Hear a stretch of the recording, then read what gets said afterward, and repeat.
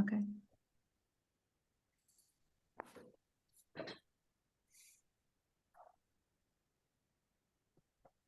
Graças, Jasmine. Graças, Jasmine. Ora, boa tarde a todos. Peço desculpa de Boa Olá. chegar tarde. mesmo em cima Boa da hora.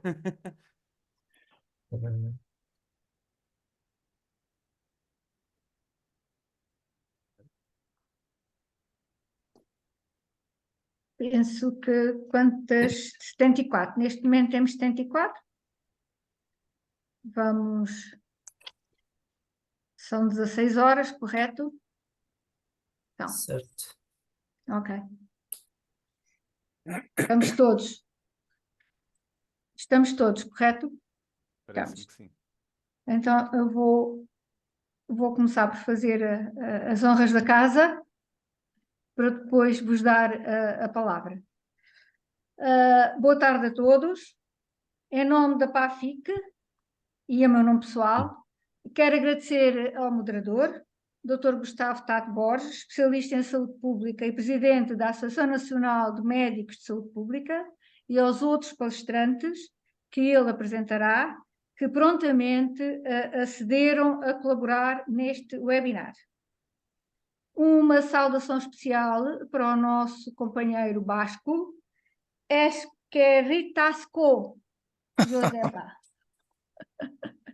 Eso regate.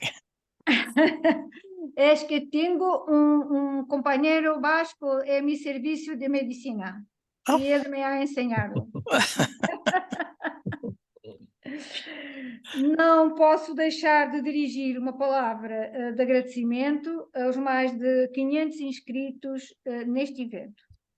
Estávamos convictos que seria um tema que iria despertar o interesse das pessoas, mas surpreendeu-nos a adesão que tivemos. Para além de nos surpreender, deu-nos então muita força para continuar a trabalhar na divulgação das potencialidades da ferramenta que agora finalmente pode ser implementada, tem todo o caminho a fazer para poder ser implementada por todos nós. E, como sabemos, a estratificação de risco da base populacional é uma metodologia aconselhada por todas as instituições de referência para a reorganização dos cuidados. Como poderão constatar, ela permite muitas abordagens, da financeira à clínica, e poderá ser determinante para a gestão das instituições. Assim, organizamos uma série de webinars onde pretendemos aprofundar o tema e mostrar experiências nacionais e internacionais. Hoje, e dia 12 de abril, vamos nos debruçar sobre a estratificação de risco populacional como alavanca para o redesenho dos modelos de prestação de cuidados. Porque a parte clínica é parte determinante para termos mais valor, acrescentar valor às pessoas, às necessidades das pessoas. Seguir-se-á até ao final do ano outros webinars que estamos a preparar e que se debruçarão sobre modelos de prestação de cuidados adequados aos resultados da estratificação que seguramente cada ULS vai ter. Tudo faremos para não burar as expectativas daqueles que acreditam em nós. Muito obrigada. Então, se calhar pego eu agora na deixa. Quero agradecer também o convite que me foi endereçado pela professora Adelaide Belo para fazer parte fazer esta moderação. De facto, este é um tema extremamente interessante e que pode mudar a maneira como os cuidados de saúde olham para os seus utentes e, mais do que olham, como se articulam para responder às suas necessidades. Conhecendo o risco de cada grupo de pessoas, conhecendo o impacto que têm, quer na prestação de cuidados, quer naquilo que pode vir a ser a futura prestação de cuidados que eles podem ter, temos aqui uma ferramenta que nos vai ajudar a fazer uma melhor gestão de recursos, obviamente, financeiros, de pessoas, etc., mas a perspectivar uma intervenção a médio e longo prazo que faça com que, no futuro, tenhamos menos pessoas a necessitar de cuidados pesados, digamos assim, de prestação de cuidados de saúde mais contínuos no tempo, ou seja, que tenham mais necessidade de ir às urgências ou que tenham necessidade de um cuidado diferenciado muito alargado.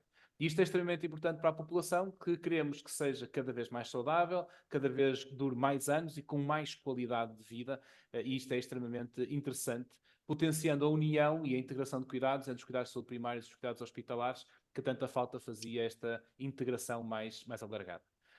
E eu não me vou pronunciar durante muito mais tempo, vou dar palco às pessoas que vêm, de facto, mostrar aquilo que sabem e o que se faz, e depois também abrir espaço para que as pessoas que nos estão a assistir possam fazer perguntas a cada um deles, a todos, como acharem melhor, e vamos tentar fazer aqui uma conversa bastante agradável. E assim, sem mais demoras, eu vou passar a palavra ao professor Hugo Lopes, doutorado em Saúde Pública na área de especialização de Economia e Saúde e mestre em Gestão de Saúde pela Escola Nacional de Saúde Pública da Nova de Lisboa, é membro da nova National School of Public Health, do Public Health Research Center e membro do Comprehensive Health Research Center, todos da Nova, e também integrou e assiste Portugal em 2008 como Engagement Manager, responsável pela coordenação de diversos projetos, e é uma pessoa que com certeza vai nos ajudar, porque se tem dedicado à definição, implementação de indicadores de desempenhos, e portanto uma pessoa que nos vai ajudar muito e que nos vai falar sobre a ferramenta do Adjusted Clinical Groups como definição de políticas de saúde ajustadas à mobilidade da população. Professor Hugo, faz favor. Antes de mais, muito obrigado. Muito boa tarde a todos. Já temos mais de 120 pessoas, o que é extremamente interessante nestes webinars. Bem, antes de mais, quero agradecer à doutora Adelaide Bell e à doutora Vanessa Ribeiro o convite para participar neste webinar sobre a estratificação do risco, que obviamente é um tema que tem estado cada vez mais na ordem do dia. Quero também dar os parabéns ao papel desempenhado pela própria PAFIC, ou seja, uma associação recente, mas que tem obviamente ganho cada vez mais relevância aqui no setor da saúde, e principalmente por isto, ou seja, pela esta promoção destes fóruns, com o objetivo de pôr as pessoas a falar de temas atuais, portanto, e todos estes novos conceitos que vão surgindo, estratificação, segmentação, ACGs, grupos relacionados, etc. Portanto, obviamente é bom estes fóruns para discutir ideias. Quero também aproveitar para cumprimentar todos os colegas do painel e o moderador, portanto é uma honra para mim, obviamente, fazer parte deste painel. Portanto, eu vou tentar aqui partilhar a minha apresentação. Depois digam-me quando estiverem a ver, por favor. Já estamos estão? a ver o PowerPoint, Okay. não está em apresentação. Isso. Conseguem ver agora em apresentação? Sim. Ok. Portanto, o meu nome é Hugo Lopes, então eu pertenço ao trabalho na IASSIST, que é uma empresa que pertence agora ao grupo IQVIA, portanto estamos a trabalhar em Portugal já há vários anos, e aquilo que nós fazemos é benchmarking clínico, ou seja, dedicamos muito mais à parte hospitalar, então tem sido, primeiro, o nosso core, a avaliação do desempenho da parte hospitalar, mas ao longo dos anos temos vindo a mudar também o nosso foco, quer na parte dos cuidados primários e agora numa lógica mais de integração de cuidados, agora também com a constituição destas ULDS. Portanto, passar de uma visão mais fina para os cuidados hospitalares para uma visão mais abrangente nesta estratificação da população. Portanto, um dos conceitos que tem obviamente surgido aqui nos dias que correm é a palavra integração, não é? Portanto, a integração naturalmente é utilizada em oposição à fragmentação. Portanto, se quisermos transpor isto para o setor da saúde, é oposição ao episódio, ao evento, ao setor A, ao setor B. Portanto, neste sentido, quer dizer, muitas vezes é utilizado também como sinónimo de coordenação de cuidados. Contudo, aqui não existe uma única definição de integração de cuidados. Portanto, esta definição varia conforme as diversas expectativas e os diversos intervenientes no setor da saúde. Portanto, temos, por exemplo, uma visão mais do prestador que tem a ver com a integração que é percepcionada sob o ponto de vista de coordenação dos serviços e prestação dos cuidados ao longo das fronteiras de atuação de cada profissional ou organização. Nos profissionais de saúde, aqui mais no sentido da utilização dos diversos serviços e coordenação entre o setor social e da saúde. pusermos o chapéu do gestor, aqui a integração é mais vista numa ótica de garantia de efetividade e eficiência dos cuidados. No utilizador, aqui o utilizador pode ser tanto o utente como até o próprio cuidador. Portanto, aqui não tem que ser apenas o utente que se dirige ao centro de saúde ou ao hospital, portanto, também o seu cuidador. E aqui a definição de integração prende-se aqui com mais uma lógica de maximizar a experiência no acesso aos diversos setores de saúde. Portanto, e aqui podemos incluir também métricas como os próprios prémios, os próprios PROMs, portanto, a experiência do doente e os próprios outcomes experienciados pelos doentes. No sentido da comunidade, a integração é aqui vista como basicamente uma forma de moldar os serviços às suas necessidades. O avaliador é aqui mais uma maior ou menor integração vista numa lógica de benchmarking e comparação de resultados com outras realidades. O regulador, basicamente, é a definição de estándares mínimos obrigatórios, se cumprimos ou não, se atingimos ou não aqueles estándares mínimos. E se vemos no chapéu do decisor, que é mais, obviamente, no desenvolvimento dos sistemas de cuidados apropriados à realidade de cada população. Portanto, obviamente, pelo facto de termos aqui diversas perspectivas sobre aquilo que significa a integração de cuidados, é que não existe, obviamente, uma única definição de integração. Portanto, esta basicamente varia conforme o papel que vamos desempenhando. E quando abordamos aqui temas como a gestão da saúde da população ou a integração de cuidados, surgem também diversos conceitos similares, mas ao mesmo tempo diferentes, com diferentes significados, mas muitas vezes são utilizados da mesma forma para referir coisas diferentes. Ou seja, os primeiros dois conceitos são estes, ou seja, a saúde pública e a saúde populacional. Portanto, em termos muito gerais, obviamente aqui poder-se fazer quase um webinar específico, falar, por exemplo, em saúde pública, mas em termos muito gerais, portanto, a saúde pública foca-se então na prevenção e no controle de doenças e tem sido, obviamente, aqui a linha da frente na detecção, na vigilância, no seguimento destes surtos, não é? Portanto, temos vindo a acompanhar sempre a tuberculose, tivemos o caso do Covid, temos tido agora o sarampo e a hepatite A, portanto, muito na linha da frente aqui na vigilância e no seguimento. No outro lado, temos a saúde populacional, portanto, que se foca nos outcomes dos grupos de indivíduos e a distribuição desses mesmos outcomes dentro desses mesmos grupos. Basicamente aqui, a saúde populacional ajuda-nos, de certa forma, a tirar uma fotografia da situação atual da saúde integrada de uma população e na detecção aqui de grupos de risco, tendo em conta a sua multimorbilidade e consumo de recursos. E para quê? Para que, no lado oposto, a saúde pública consiga então definir intervenções específicas para fazer face aos segmentos da população e, de certa forma, tentar aqui implementar medidas de discriminação positiva, tendo por base esta mesma multimorbilidade e consumo de recursos. Outros dos conceitos similares que são por vezes utilizados de forma um pouco indiscriminada para designar a mesma situação são estes dois, portanto, a segmentação e a estratificação. Portanto, no caso da segmentação, portanto, é uma das técnicas mais utilizadas para perceber como é que as patologias ou como é que a morbilidade está distribuída numa determinada população. Portanto, aqui basicamente, como podemos ver, tenta agrupar segmentos da população que partilham necessidades similares. Portanto, aqui nós conhecemos, aqui encaixa aquela lógica dos sistemas de classificação de doenças, portanto, que servem para ajudar a segmentar a população. Portanto, nós temos aqui os nossos conhecidos GDHs, não é? Estão em uso desde os anos 80 em Portugal, e agora surge então o sistema de classificação de doentes de base populacional, portanto, os ACGs, ou como foram traduzidos para Portugal, os grupos de risco ajustados, portanto, aqui em portaria.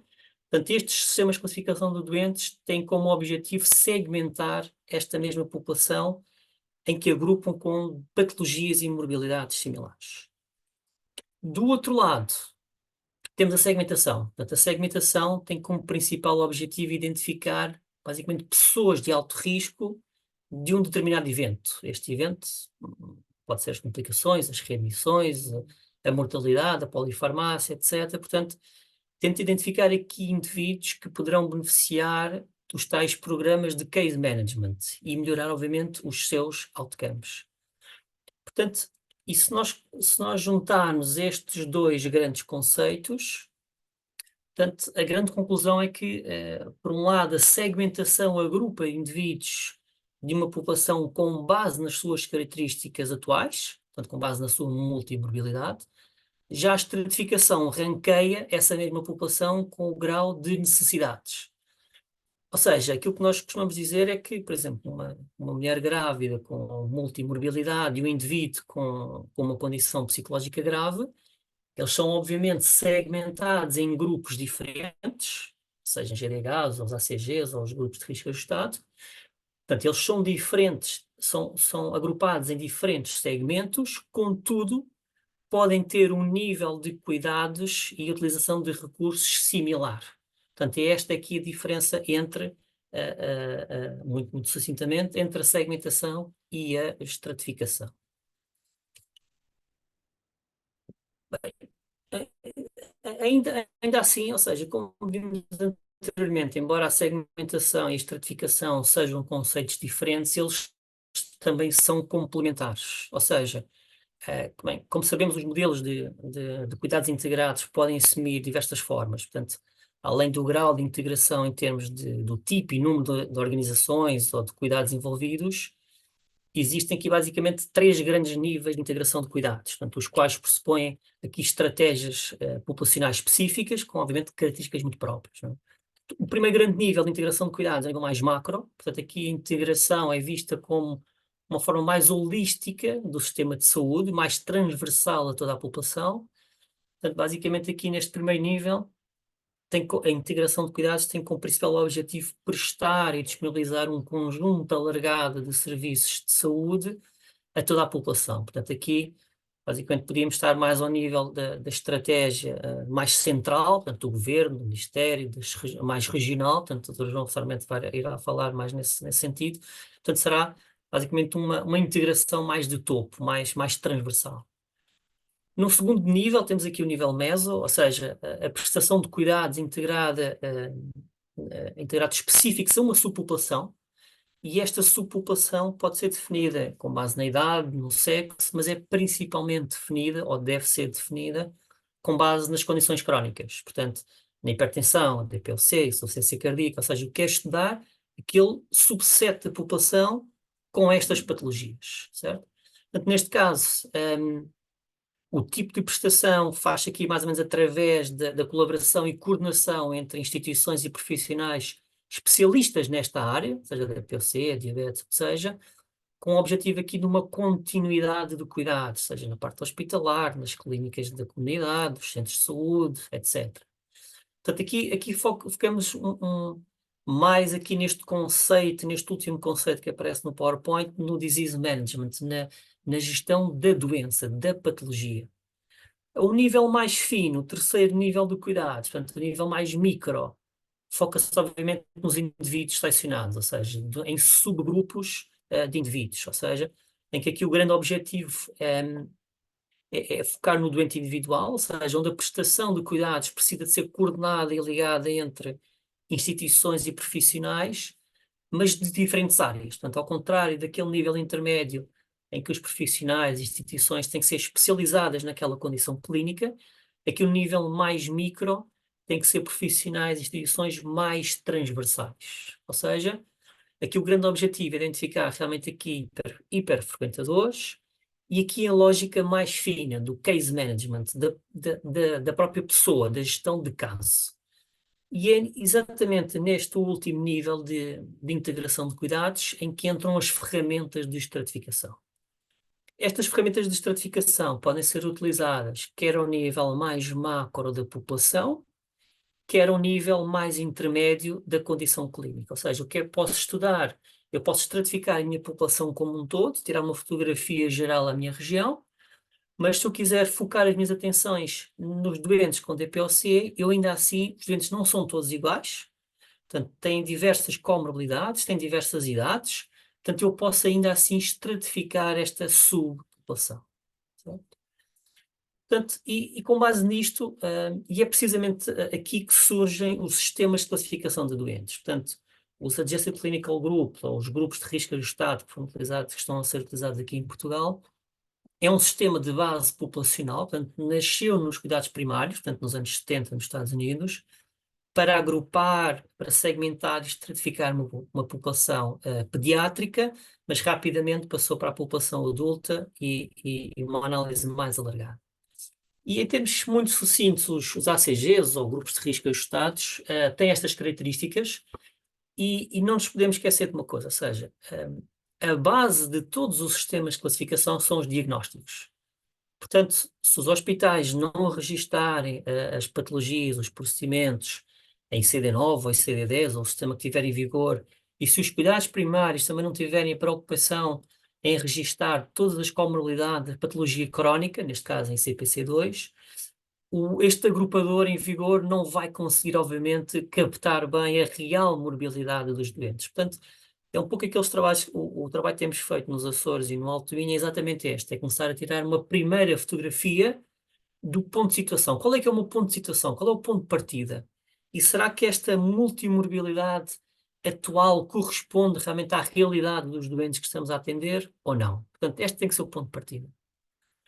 Portanto, estes ACGs, então, como estava a dizer, portanto, estão a ser utilizados em Portugal. Tem aqui o decreto também foi referenciado pelo flyer deste webinar e também aqui na circular normativa enviada recentemente pela ACSS. Portanto, em Portugal tem o nome de grupo de risco ajustado.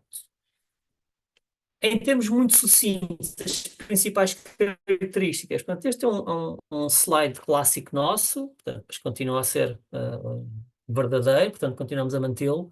Portanto, tem diversos modelos preditivos o sistema, este software. Permite-nos não só captar os custos, mas também estimar os custos futuros. Ou seja, se nada acontecer àquele doente, se não houver uma medicina reativa para aquele doente, estima-se que o custo daqui a um ano seja de tanto, certo? Faz o mesmo, faz tanto para os custos totais, como também para os custos em farmácia. E tem um modelo preditivo que eu pessoalmente aprecio bastante, que calcula a probabilidade de cada habitante ser internado a 6 e 12 meses. Ou seja, tendo em conta a sua morbilidade, tendo em conta o risco e o consumo de recursos, e quando falamos em consumo de recursos, falamos em urgências, em internamentos, em consultas de cuidados primários, hospitalares, etc. Portanto, com base em toda esta informação, cada habitante vai ter uma probabilidade de ser internado a 6 e a 12 meses, se nada for, obviamente, se não houver nenhuma intervenção ativa. Certo? Tem diversos marcadores, portanto, marcadores de fragilidade, mais ligados aqui à demência, à incontinência, à dificuldade de andar, etc. Mas depois também tem a tal ferramenta de estratificação. Portanto, este é um sistema de classificação que basicamente tem os dois grandes conceitos que vimos anteriormente. Portanto, segmenta a população nos tais grupos de isoconsumo, portanto, mutuamente exclusivos, à semelhança do que os GDHs fazem, não é? Mas depois, dentro desta mesma ferramenta, consegue estratificar a população como um todo, ou então, como vamos ver daqui a uns minutos, consegue estratificar, obviamente, a população com uma determinada patologia. Certo? Bem, são diversas as experiências internacionais destes ACGs, portanto, desde a Alemanha, temos aqui 6 regiões em Itália, Espanha também vamos ter aqui alguns exemplos, quer neste webinar, quer também no próximo em abril, no Reino Unido. Portanto, são utilizados quer para a parte pública, quer para a parte privada, quer para a definição e planeamento de seguros de saúde. Também temos aqui os países nórdicos, a Islândia e agora mais recentemente aqui Portugal, com o tal nome de grupos de risco ajustado. E isto são basicamente algumas das aplicações dos ACGs ou dos GRAs, portanto, segmentação da população, a definição do índice de case mix de cada ULS, ajuda na definição do financiamento per capita e utentes de alto risco. E um pouco também por todo o mundo, portanto, temos tido já, a Johns Hopkins tem tido várias experiências internacionais. Obviamente aqui os Estados Unidos são o país que mais utiliza em diversos estados este grupo, estes ACGs, os Adjusted Clinical Group. Portanto, algumas aplicações deste software. Portanto, isto é um bocado, até agora foi um bocado de teoria, agora vamos para a prática, não é? Este é um screenshot do software a trabalhar, basicamente. Portanto, este é um caso real. um caso americano, portanto também não foi um exemplo que nos deram. Portanto, basicamente, teríamos aqui os utentes de uma determinada região, portanto, isto é basicamente é um subset. Temos, obviamente, uma informação resumo de cada utente, e o próprio software o que é que faz? Identifica-nos o custo habitante a habitante, quer habitante com pelo menos um contacto com o sistema de saúde, portanto, identifica-nos o custo, identifica-nos a probabilidade de cada um vir a ser internado a 12 e a 6 meses. Por exemplo, temos aqui um doente com a probabilidade de 85% de ser internado daqui a 12 meses se nada acontecer, se não houver nenhuma intervenção. Já, por exemplo, estes dois têm uma probabilidade de 95%. Portanto, lá está, permite-nos identificar os tais doentes de alto risco, aqueles que precisam realmente de uma atuação mais premente. Identifica-nos, por exemplo, o número de médicos que viram, médicos distintos que viram ter algum contacto com cada doente. Identifica-nos o número de doenças crónicas, patologias crónicas. Identifica-nos se o doente tem uma condição de fragilidade ou não, portanto, a tal demência, malnutrição, dificuldade de andar, etc. Mas, obviamente, nós só podemos ter esta informação robusta se houver registros, se houver informação. Portanto, se os cuidados primários registarem, se os hospitais registarem, e se, obviamente, se os sistemas depois falarem uns com os outros, não é? Portanto, aquilo que este software permite é dar-nos diversas informações e para cada doente, para cada habitante, pode não ser doente, portanto, para cada utente, basicamente dá-nos um relatório individual. Portanto, isto é um exemplo de um relatório de cada doente. Portanto, teríamos o habitante A, temos o seu custo durante um ano, custo total, custo em farmácia, o nível onde ele foi estratificado, portanto, este RUB é o nível de risco, basicamente o nível 5, basicamente é o topo da pirâmide, daquela pirâmide que vimos anteriormente, portanto, é um doente pesado, pesado no sentido de altamente consumidor de recursos. Reparem, temos o case mix de cada habitante, neste caso um case mix de 11, significa que consome 11 vezes mais recursos do que um doente padrão, portanto, bastante similar àquela nomenclatura que conhecemos melhor dos próprios GDHs. Identifica-nos, por exemplo, o número de doenças crónicas, o número de medicamentos, o tal custo previsto a um ano se nada for feito, se não houver nenhuma intervenção. Identifica-nos a probabilidade de internamento a 6 e 12 meses, portanto 39% e 50%, e a probabilidade de, quando internado, ir parar a uma unidade de cuidados intensivos. Permite-nos também identificar a probabilidade de, se este doente for internado, há aqui uma previsão de X% de ele permanecer no hospital 12 ou mais dias. E pronto, e depois tem um conjunto também de informações que pode ser, obviamente, parametrizada conforme também o LDS ou o ACES assim desejar. Estes são alguns dos trabalhos que já realizámos em Portugal. Portanto, o primeiro foi em 2009, os mais recentes acabaram de terminar o ano passado, portanto, aqui nos Açores, depois não necessariamente irá apresentar alguns resultados, e no Alto Minho, que eu penso que a experiência vai ser apresentada no próximo webinar em abril. Portanto, aqui o grande objetivo ainda não foi numa lógica de benchmarking, ou seja, basicamente o core da nossa empresa foi numa lógica de uma primeira fotografia. Ou seja, será que a informação que existe atualmente permite-nos tirar uma informação robusta, permite-nos tirar uma fotografia robusta destas regiões ou não? Certo? Portanto, aqui a ideia foi fazer uma análise transversal, ou seja, a região como um todo, baixar ao ACES, baixar ao centro de saúde, à unidade e ao médico, certo? Não numa lógica, uma vez mais, de benchmarking, mas de conhecer as realidades. Certo? Trazemos aqui alguns resultados. Isto nós chamamos de região A e B, mas isto não é Açores versus Alto Minho. Nós selecionamos uma região qualquer, numa destas duas. Portanto, não vale a pena estar a dizer que uma é melhor do que a outra, ou aquela é os Açores. Portanto, aqui foi duas regiões de forma aleatória. E reparem, se nós compararmos vamos imaginar que estamos numa OLS e temos estes dois concelhos, ou duas unidades funcionais, e temos este perfil da população. Portanto, aquilo que nós vemos é que temos aqui uma região B que tem 15% da população altamente consumidora de recursos, portanto, isto basicamente significa aquela pirâmide, não é? Portanto, quando a pirâmide não é académica, saem estes gráficos, não é? Mas basicamente no topo estariam 15%. Na região A, temos aqui cerca de 12%. Portanto, não está muito longe. Aparentemente, as duas populações são similares. Aquilo que nós fizemos foi, ok, temos aqui uma visão de helicóptero, não é? Destas duas regiões. Então vamos estudar os doentes com diabetes. E aquilo que nós vimos foi isto. Portanto, nestas duas regiões, temos a região A com 6% de doentes com pelo menos a diabetes e a região B com 4,8%. Portanto, à partida, quando nós queremos definir uma política de saúde, aqui já passando para a saúde pública, portanto, uma política de saúde dedicada à diabetes, bem, se calhar faz sentido essa política estar mais dirigida para a população, para a região A do que para a região B, porque obviamente o número de pessoas com diabetes é superior. Então aquilo que nós fizemos foi estratificar estes doentes com diabetes. O que nós concluímos foi isto. Ou seja, apesar da região B ter uma menor percentagem de doentes com diabetes, aquilo que nós vimos foi que a percentagem de doentes com diabetes nestes dois níveis mais elevados, reparem, são quase 50% dos doentes altamente consumidores de recursos.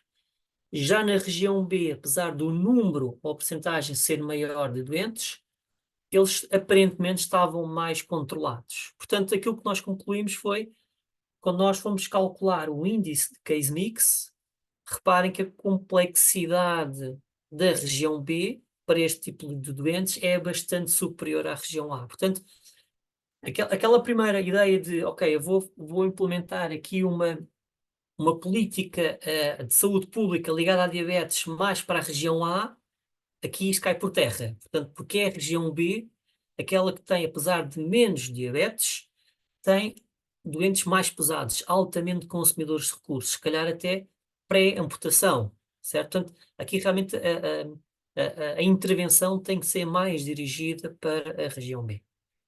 Fizemos o mesmo exercício para a insuficiência cardíaca, reparem, portanto, aqui a percentagem bastante similar, mas a região A, neste caso, tinha um case mix superior, e na demência também aqui ligeiramente superior. Portanto, aqui apenas um exemplo muito simples, ou seja, é completamente diferente tirarmos uma visão transversal, não é? Portanto, as duas regiões, aqui pronto, a região B é ligeiramente mais complexa, mas se queremos adotar medidas de saúde pública, realmente a região B está mais aqui, a diabetes tem mais importância, se calhar aqui para a região B do que propriamente para a A.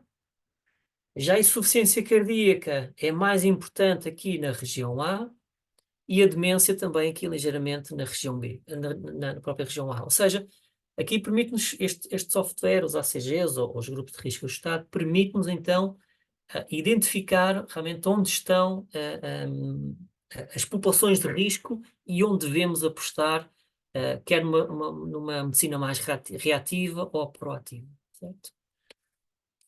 Porquê? Porque nós podemos ter isto, ou seja, podemos ter esta estratificação da nossa população como um todo, mas quando analisamos patologia a patologia, são realidades completamente diferentes.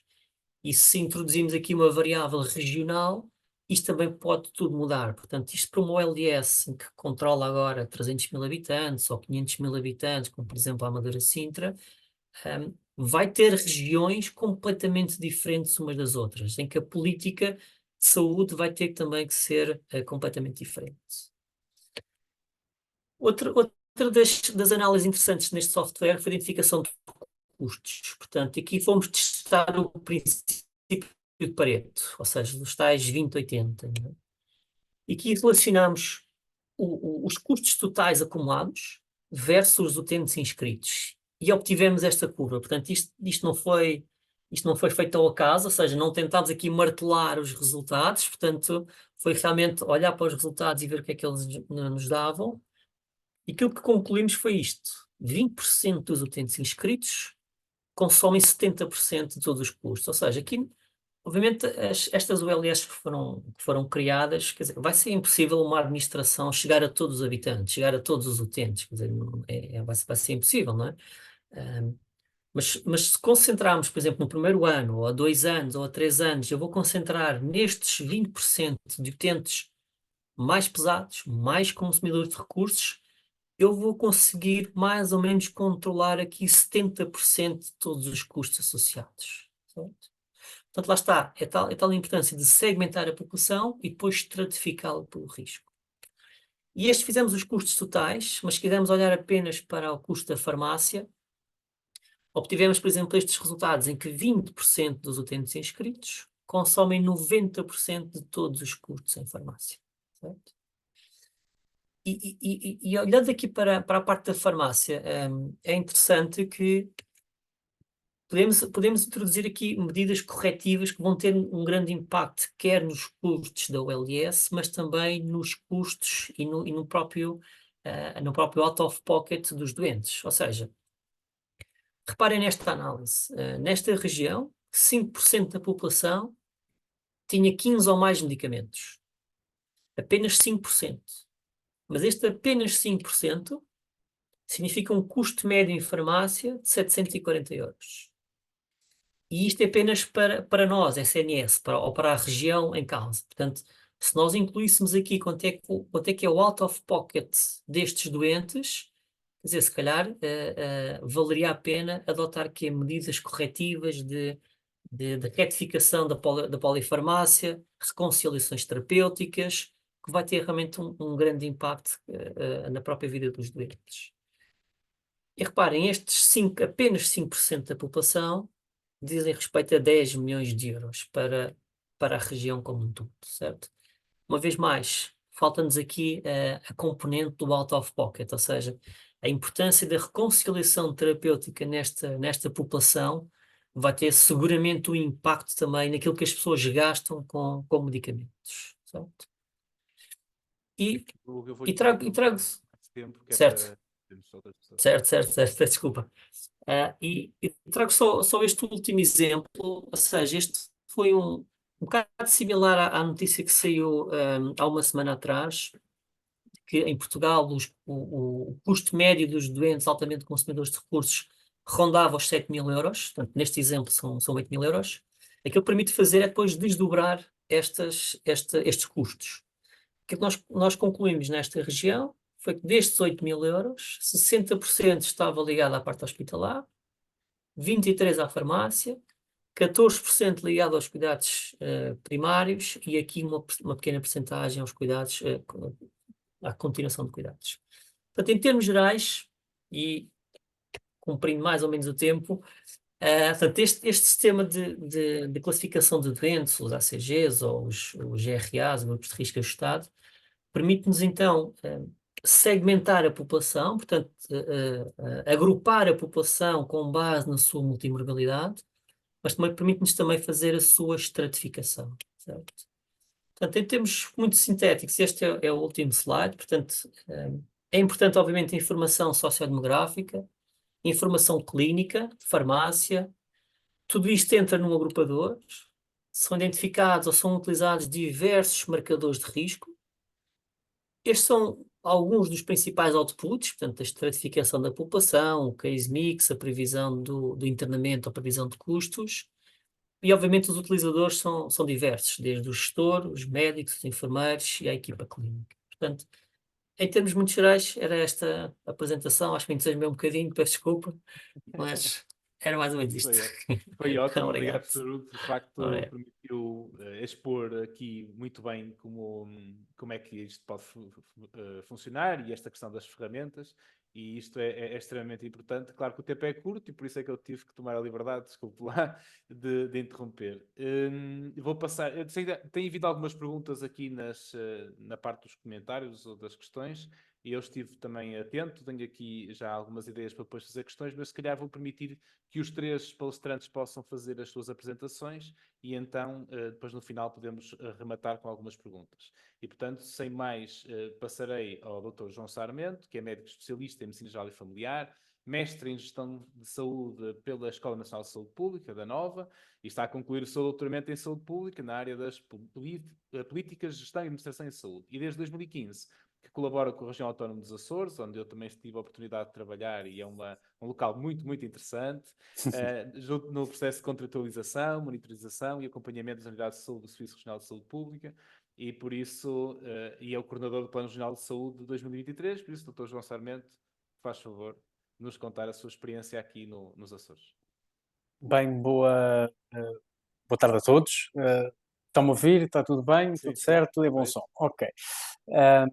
Primeiro que tudo, eu gostava de fazer os cumprimentos habituais e, na pessoa da doutora Adelaide, agradecia o convite de regressar a esta minha casa, que já tem 10 anos, quase 10 anos, e que, portanto, tem sido ótimo acompanhar este excelente percurso e este grande fôlego da doutora Adelaide Bello, e com estas excelentes partilhas nestes temas sempre muito relevantes. Dito isto, cumprimentava todos os colegas da mesa e, acima de tudo, todos os participantes, que espero que consigam levar alguma coisa interessante daqui, que levarão com certeza. Eu tenho um grande risco na apresentação, que é um vídeo. Portanto, vamos lá ver se isto funciona bem e se, ao compartilhar, tenho aqui uma coisa, compartilhar o som, ok, acho que o truque costuma ser por aqui, e digam-me se já estão a conseguir ver a apresentação. Isto, ok, agora sim, em Agora full sim, screen, sim. certo? Exatamente. Ok.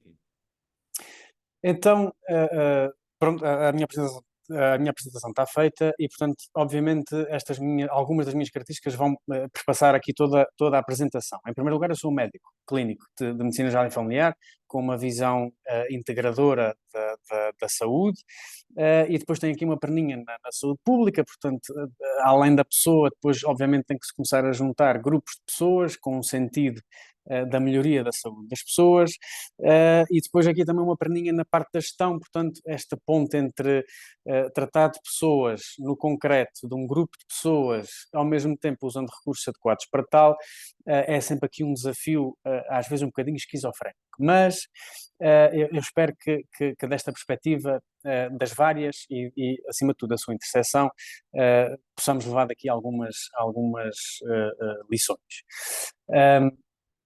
É este o vídeo, vamos lá ver se isto funciona. Ele está em inglês, eu posso pôr legendas automáticas, mas também se procurarem na internet, isto encontra-se facilmente.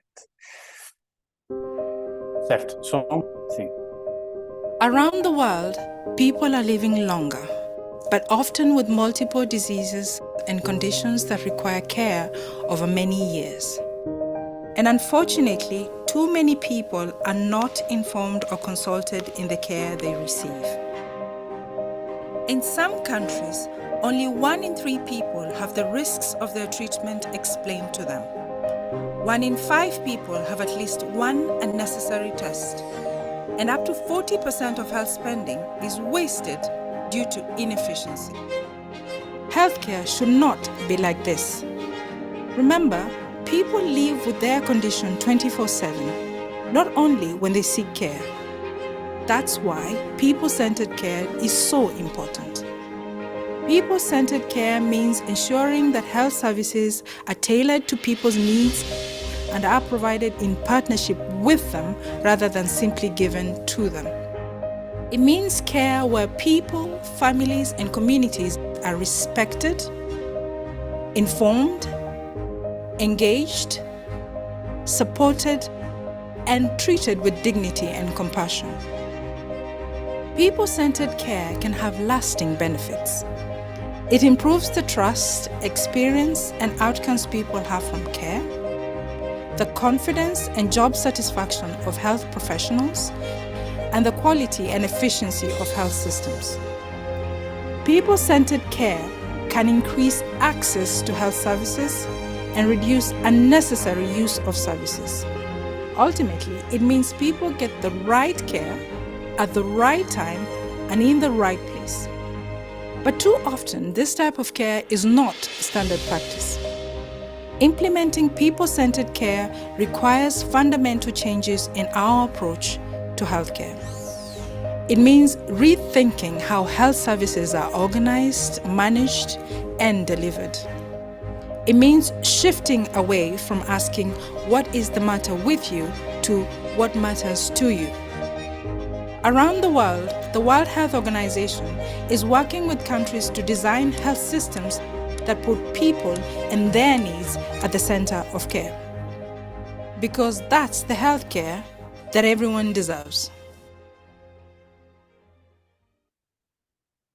Bom, eu partilho este vídeo porque eu acho que isto é das formas mais rápidas de nós conseguirmos fazer a contextualização do que é que são os cuidados de saúde prestados no mundo ocidental atualmente, e ao mesmo tempo o que é que são os objetivos, o que é que nós queremos prestar em termos de sociedade de apoio uns aos outros.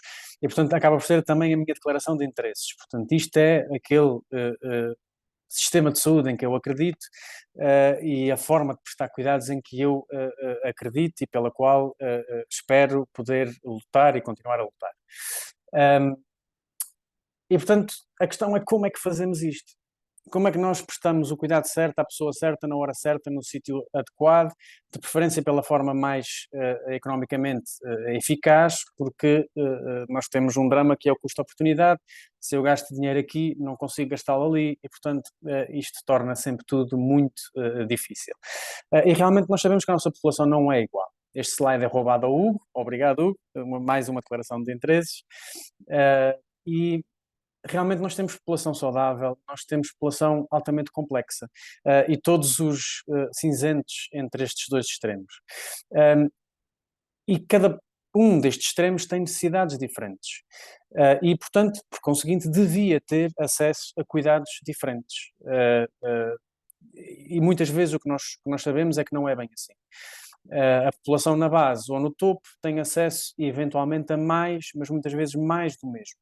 Mais consultas no centro de saúde, mais urgências no hospital, mais consultas de especialidade diferentes, mais internamentos, mais hospitais de dias, mas mais, não necessariamente melhor. E a questão é, o drama é como fazer isso. Uma das perguntas que se fazia há bocado, e já agora aproveitando, também estava a ler o chat, é que como é que se chega aqui e, acima de tudo, o que é que determina isto? Obviamente, os determinantes sociais de saúde são absolutamente fundamentais. Nós sabemos, ou alguns autores dizem que aquilo que determina a nossa esperança de vida, em 40% dos casos, depende do nosso nível socioeconómico. Isto é dramático, porque por mais que nós queiramos intervir em termos de sociedade, se eu ganho mais do que o meu vizinho de baixo, eu tenho muito mais probabilidade em ter uma longevidade maior. Claro que existem formas de alterar isto. 30% da minha esperança de vida, ou da esperança de vida de uma população, depende dos seus comportamentos em saúde. Portanto, se eu decido fumar, se eu decido comer bem, se eu decido praticar exercício físico. E, portanto, aquilo que resta para o sistema de saúde é muito pouco. 20% daquilo que determina a esperança de vida depende dos sistemas de saúde concretos, daquilo que são as atividades, daquilo que são as consultas, os internamentos, as promoções da saúde, etc. E ainda 10% resta para os fatores ambientais, para a gente chegar aqui aos 100% e às posições ambientais. Portanto, dito isto, claro que eu só consigo determinar o resultado em saúde de uma população ou a probabilidade de necessidade de cuidados de uma população se eu conseguir controlar todas estas variáveis. Se eu tiver acesso a informações de sociodemográficas, de estilo de vida, de comportamentos em saúde e o resultado disso às doenças ou a ausência delas, em concreto, dentro do sistema de saúde. E, portanto, obviamente, quanto melhor for a informação em todas estas dimensões, melhor será a distribuição ao longo deste gráfico. Continua a ser roubado ao Hugo, obrigado. E, portanto, obviamente, nós podemos ter aqui várias combinações de pessoas que têm muita doença, mas até têm um bem-estar alto, a pessoas que até têm pouca doença, mas muito pouco bem-estar. E, portanto, esta matriz é que eventualmente é o segredo da adequação de cuidados. Para quê?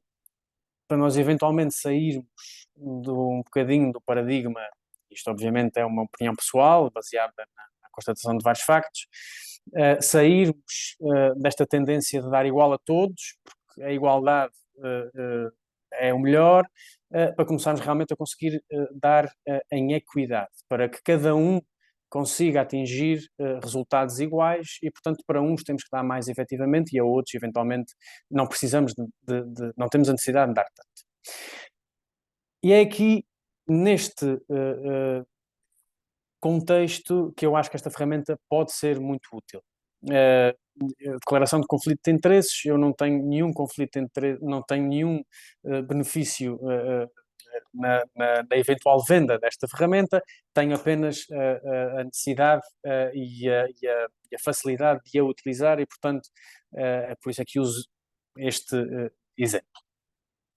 E, enquanto médico, o meu primeiro desafio foi tentar perceber, em concreto, como é que os ACGs fazem o agrupamento dos utentes para perceber qual é a utilidade que eu daí posso tirar.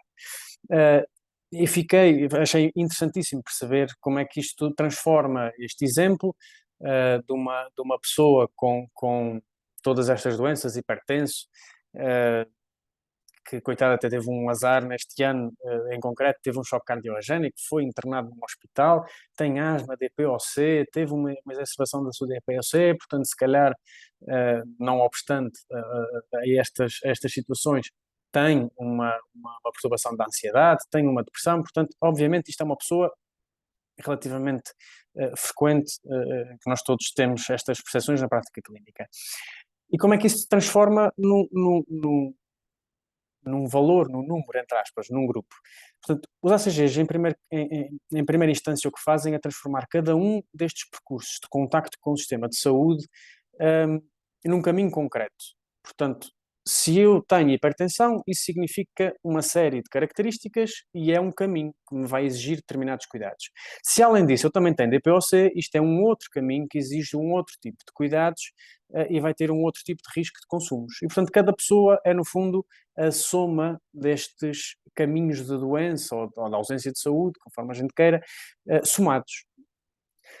E o mais interessante é que isto depende apenas destas 5 categorias, portanto, eu só preciso de saber qual é que é a duração esperada de cada episódio, se agudo, se recorrente, se crónico.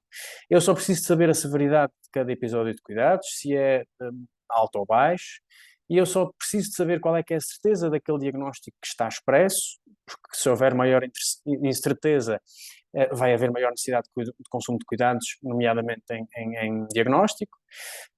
Preciso saber a sua etiologia, porque obviamente uma doença neoplásica tem um determinado tipo de necessidade de cuidados completamente diferente de uma gravidez, por exemplo. E preciso de saber se é provável ou não que a pessoa venha, no seu contexto de doença, a precisar de contactos, entre aspas, isto é traduzido por mim, desculpem, não primários, ok? E depois não existem 200 combinações disto. Existem 32 caminhos concretos e destes só 30 é que são utilizados. Portanto, eu tenho 30 formas, no fundo, de interação com o sistema de saúde com necessidades concretas. Depois já combinações destas 30 e que daí resultam uma série de outros grupos. E, portanto, isto é a forma básica de funcionamento na perspectiva clínica deste software e uma das grandes vantagens. Isto foi atualizado hoje, portanto, existem na PubMed 192 artigos que utilizam os Adjusted Clinical Groups num leque de intenções. Desde logo, a primeira pergunta é, ok, isto é validado nos Estados Unidos, funciona no meu país? Funciona para várias perspectivas e existem vários artigos em vários contextos diferentes, vários europeus. Depois existem vários artigos para tentar validar a ferramenta para funções concretas, para identificar utentes complexos, para identificar grupos de utentes, para ser utilizado como comparador de resultados, etc. Portanto, convido-vos depois, se quiserem, a consultar vários deles. E, dito isto, e entrando nos Açores em concreto, para tentar não me esticar, que eu também me apaixono por isto e depois a conversa são com mais cerejas, o que é que nós fizemos? No âmbito da elaboração do Plano Regional de Saúde, com o âmbito até 2030, o nosso objetivo é ter uma informação mais detalhada possível, que seja capaz de informar as tomadas de decisões em políticas de saúde, depois ao nível da gestão e, idealmente, até ao nível individual da prática clínica de cada médico, de cada profissional, com impacto em cada pessoa concreta. Portanto, o que é que nós fizemos? Este também é o contexto praticamente em todo o mundo ocidental. Nós temos cada vez mais bases de dados com grandes fontes de informação, que muitas vezes até nem comunicam todas umas com as outras, não estão organizadas ou alinhadas para a prestação, para o apoio da prática clínica, mas elas existem. Nos Açores, nós temos a facilidade e desafio de reunir estas bases de dados e de reunir as funções que, a nível nacional, estão dispersas entre DRS, desculpem, Direção-Geral da Saúde, ACSS, SPMS, portanto, nós temos mais proximidade e mais facilidade. Portanto, o que é que nós fizemos? Nós agregamos de forma anónima, obviamente, todas estas informações de 260 mil inscritos no Serviço Regional de Saúde, o que corresponde a quase 2 milhões de consultas feitas por todos os profissionais, médicos, enfermeiros, psicólogos, nutricionistas, etc. Nós tivemos acesso a mais de 3 milhões de medicamentos faturados, ok? E aqui isto é interessante porque uma particularidade dos Açores é que o pagamento das receitas, mesmo as que são feitas no privado, acabam por ser enviadas centralmente e, portanto, há acesso à informação que mesmo no privado é produzida. E depois usamos todos os dados clínicos e de consumo dos internamentos, cerca de 13 mil episódios de internamento, 77 mil episódios de urgência e mais de 150 mil episódios de consulta hospitalar. Como se isto não fosse suficiente, ainda tentamos usar aqui os dados históricos, porque isto foi relativamente ao ano 2019, o último ano, entre aspas, normal antes da pandemia, e também um dos últimos anos com dados estáveis, e, portanto, ainda mesmo assim usamos os dados referentes a históricos de 2014 e 2018, assumindo que nem todas as pessoas têm contactos todos os anos com o sistema, e, portanto, se não tivessem tido contacto nenhum em 2019, nós tínhamos informação histórica de antes. E o que é que conseguimos perceber? Isto, de uma forma mais macro, existe aqui várias informações. Desde logo, aquela tal regra de Pareto, em que percebemos que uma grande parte dos recursos se concentram numa parte muito pequena da população, das necessidades de consumo de recursos. Quando se fala em custo, quando o Hugo fala em custos, depois os profissionais de saúde arrepiam-se muito, pois esta malta quer é custar custos. Não, isto são necessidades de consumo de recursos efetivas. Portanto, se as pessoas precisaram de ter um internamento hospitalar, é porque precisaram, portanto, não consumiram porque quiseram, precisaram. Portanto, quase 30% dos consumos de recursos concentram-se em 4% da população. Portanto, nós temos aqui 2.700 pessoas nos Açores, concretas, que precisam de consumir 15% dos recursos. Este custo total não vale a pena olhar para isto, porque isto são proxies, porque nós infelizmente não temos dados de consumos reais, de custos reais, portanto são aqueles proxies típicos que sempre se usam, o valor definido em portaria por cada GDH, o valor definido em portaria para cada consulta hospitalar, cada episódio de urgência. Portanto, são aproximações. O que interessa é o valor relativo, porque esse sim é interessante. E, portanto, isto é aquilo que o Hugo já falou, os consumos concentram-se em uma percentagem pequena da população. Outra perspectiva completamente diferente é desta distribuição, ou seja, como é que a carga de doença, ou tecnicamente nós devemos sempre falar em risco de consumo de cuidados, porque é isto que isto efetivamente avalia, mas depois podemos falar destes outros todos proxies, ainda que parecidos, não são equivalentes. Mas pronto, nós conseguimos ver que o risco de consumo de cuidados é diferente de ilha para ilha, no concreto dos Açores. Ok? Portanto, existem ilhas que têm um risco de consumo abaixo da média da região, portanto isto é um valor em índice, portanto o 1 corresponde à média da região, e temos ilhas em que, francamente, existe um risco de consumo de cuidados superior à média. Portanto, as populações são diferentes. E porquê? É uma grande questão, uma questão espetacular, podíamos estar aqui o resto do dia a discutir, mas são diferentes. Se é porque há ilhas com níveis socioeconómicos mais elevados, com mais acesso a cuidados de saúde, com tudo isto é importante, com melhores registros em umas ilhas do que noutras, tudo isto certamente são fatores que influenciam estes resultados, mas que eles são diferentes, são. E a pergunta é, e os recursos são distribuídos da mesma forma? Existem mais recursos nas ilhas que têm mais necessidades de cuidados? os recursos são diferentes nas ilhas que têm mais necessidades de cuidados e são diferentes de acordo com os riscos, com o perfil de risco de necessidades. Ou seja, eu posso encontrar numa ilha um foco muito concentrado de doentes com insuficiência cardíaca. Nessa ilha existe um hospital de dia de insuficiência cardíaca. Este é um nível de detalhe de pergunta que o software nos permite fazer. Por exemplo, distribuindo os utentes pelo nível de consumo de recursos, podemos perceber que, por exemplo, nestas duas ilhas, 70% dos utentes estão no nível mais baixo de consumo de recursos. Enquanto que noutras temos mais de 50%, por exemplo aqui na Uzipico, mais de 50% dos utentes têm um nível de consumo de recursos moderado a elevado. Portanto, certamente estes recursos têm que ser ajustados. E curiosamente, obviamente, a distribuição do custo pelo nível de recursos também não é igual. Portanto, temos na Uzipico que 60% dos custos precisam de ser distribuídos para os utentes com os dois níveis de risco mais elevados. Ok? Enquanto que noutras ilhas não é este o caso. Podemos chegar aqui, pronto, conseguimos perceber estas diferenças. Outra perspectiva interessante, baixando mais um nível de desagregação. Podemos começar a olhar a isto ao nível da lista do médico de família e relacionar aqui, neste gráfico, só duas variáveis interessantes. A dimensão da lista e a complexidade da lista.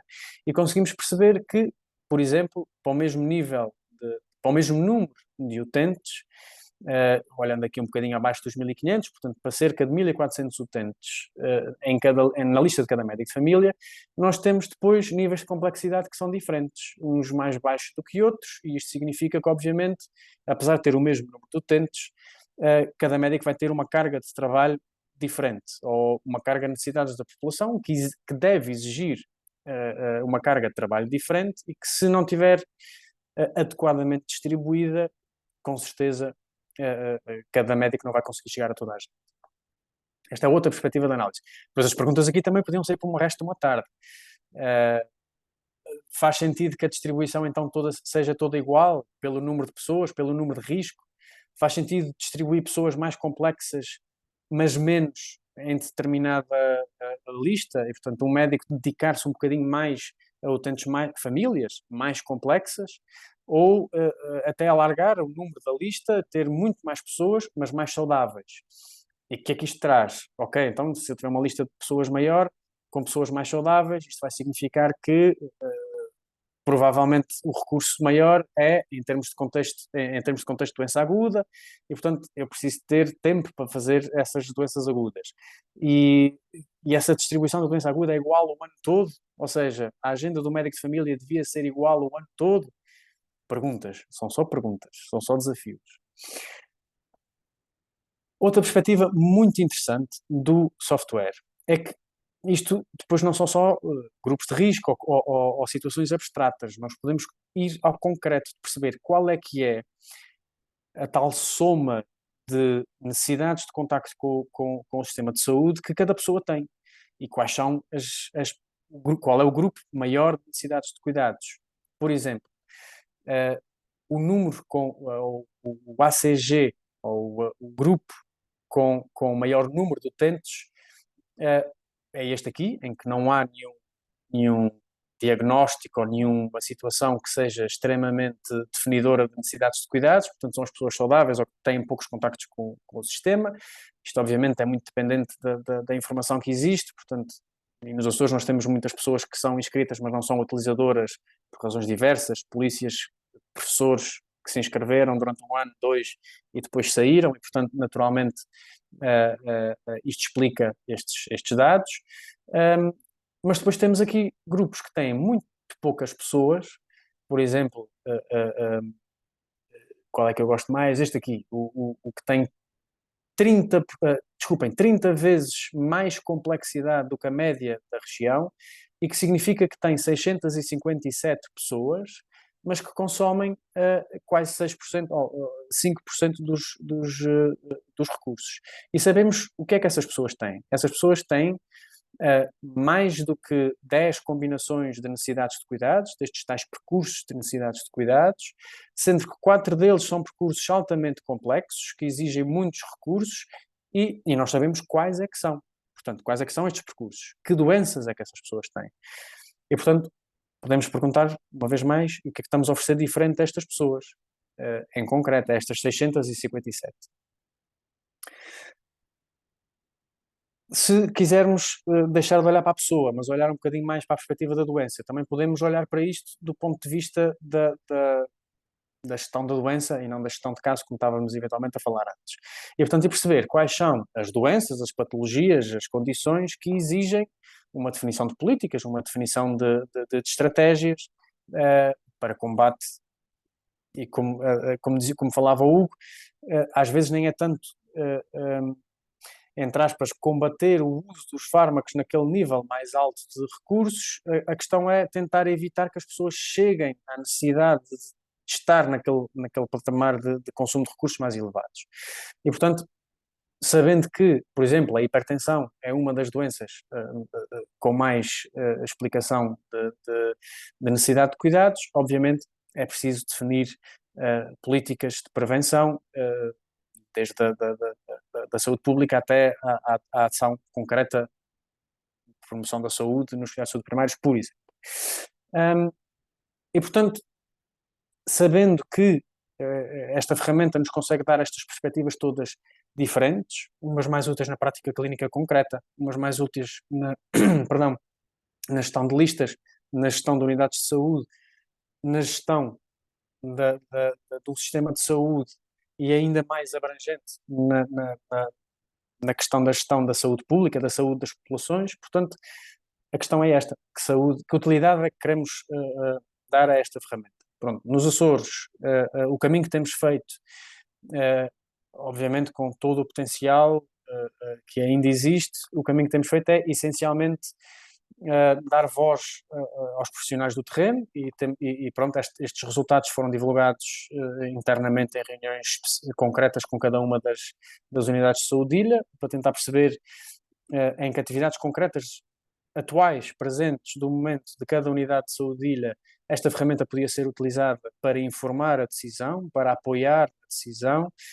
para apoiar na gestão e, portanto, estamos a recolher iniciativas concretas para ir desde da prática clínica diária, não é? Desde o apoio a cada médico saber que doentes tem, que tipo de doentes tem, a quais é que devia estar a dedicar determinado tipo de atenção, para perceber como distribuir as listas de utentes, eventualmente de formas diferentes, para garantir que a carga de trabalho é mais adequada, até, obviamente, iniciativas mais da gestão, de perceber onde é que pode haver algum desperdício e, portanto, que medidas é que se consegue ter para controlar esse desperdício, para, no âmbito do tal custo-oportunidade, poder direcionar melhor estes recursos. Estamos nos primeiros passos e daremos mais no futuro. Obrigado a todos.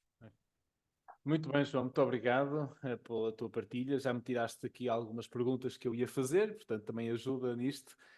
Eu vou, porque já estamos também assim um bocadinho apertados e temos aqui um convidado também internacional, eu vou passar a palavra ao Dr. Joseba Igor Zavala, que é diretor do Serviço de Cuidados Integrados e Cronicidade do Serviço Vasco de Saúde e que já trabalhou várias vezes também com a Jade Care e tem várias de experiência. Doctor Igor, es un placer escucharte y que puedas estar connosco. Perdona mi malo español, pero intentaremos hablar como creas que es mejor y gracias por estar aquí con nosotros.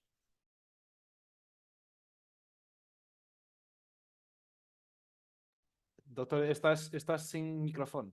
Tienes que tirar el mute. Gracias, Gustavo, y también a la organización por invitarnos a esta sesión, a esta webinar.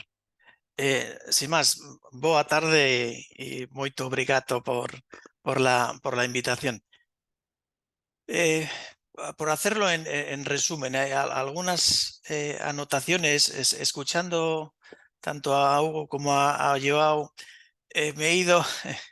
me han llevado atrás en el tiempo cuando ya en 2010 empezábamos a hablar de estas cosas y las presentaciones en cierto modo me recordaban aquellos tiempos cuando empezábamos y realmente he vuelto a aprender mucho de aquellos tiempos. Ha pasado ya bastante.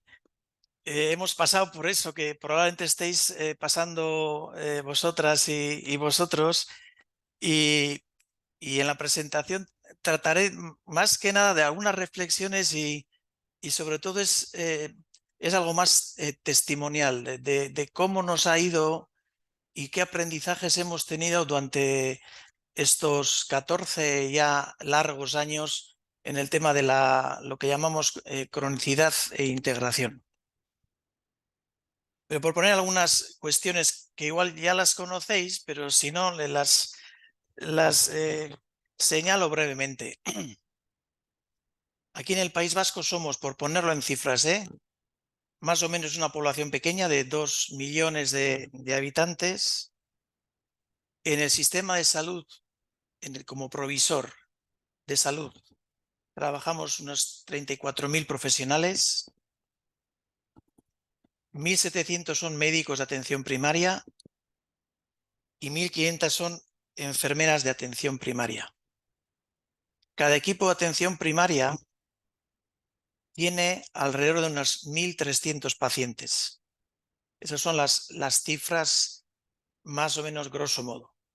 Y el presupuesto que manejamos de lo que es del gobierno vasco es el 34% del presupuesto del gobierno vasco, el País Vasco, va destinado al ámbito de salud.